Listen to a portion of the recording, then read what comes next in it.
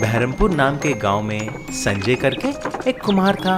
वह तरह तरह के मिट्टी के बर्तन बनाकर बेचता था। उसका बीवी और बेटा भी उसके बहुत मदद करते थे।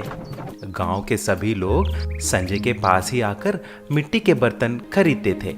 कुछ दिन ऐसा गुजरने के बाद हिम्मत सिंह करके एक व्यापारी उसके पास आया और ऐसा बोला, देखो संजय, मैं लाखों रुपए इन्वेस्ट करके एक मिट्टी के बर्तन का फैक्ट्री लगा रहा हूँ। इसीलिए तुम अपना व्यापार बंद करके कुछ और काम कर लेना, नहीं तो भूखे मर जाओगे। हा हा हा हा हा। तभी संजय की पत्नी ने, ये क्या है जी, ये कारोबार लगा रहा है तो हमें क्यों धमकी दे रहा है? अब हम क्या करें?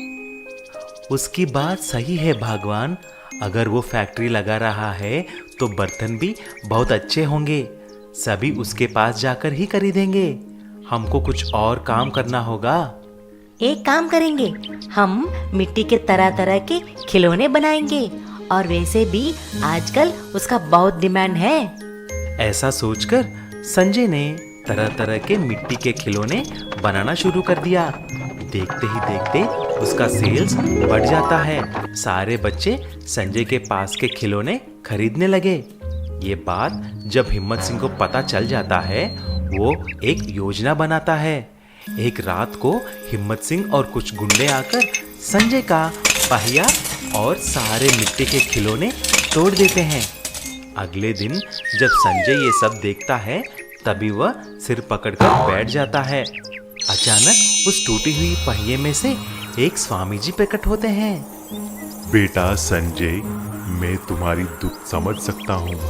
मैं तुमको सोने के खिलौने बनाने वाला एक अद्भुत पहिया देता हूँ। उसके ऊपर तुम मिट्टी रखना, बस वह एक सुंदर सोने के खिलौने बन जाएगा। तभी उसकी बीवी ने, आपको बहुत बहुत धन्यवाद स्वामी जी। तभी स्वामी जी अदृश्य हो जाते हैं। तुरंत उसकी बीवी ने मिट्टी के ढेले को उस मैजिक व्हील पे रखा और देखते ही देखते उस मिट्टी का ढेला एक सोने की बस के खिलौने में बदल गया।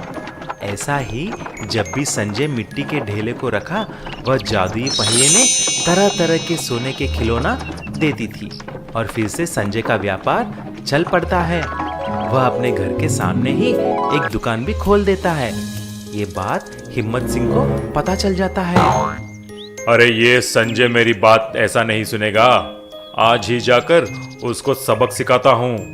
ऐसा बोलकर फिर से कुछ गुंडों को लेकर संजय के घर पहुंच जाता है और वह जैसे ही उस खिलौनों को तोड़ने लगता है, उनमें अचानक जान आ जाती है और विशाल खिलौने बन जाते हैं। तभी सारे मिलके संजय के पीछे पड़ते हैं। ऐसा संजय और उसके आदमी उस जादुई पहिए के ऊपर गिर जाते हैं। तभी उस पहिए में सबको जोर से घुमा घुमा कर एक ही बार सबको बहुत दूर ऊपर फेंक देती है। जब ये सब आवाज सुनकर संजय बाहर आकर देखा तो वहां पर खिलौने फिर से छोटे हो गए और सब कुछ शांत था। ऐसा उस जादुई पहिए ने हिम्मत सिंह को सबक सिखाई और संजय आराम से व्यापार करने लगा।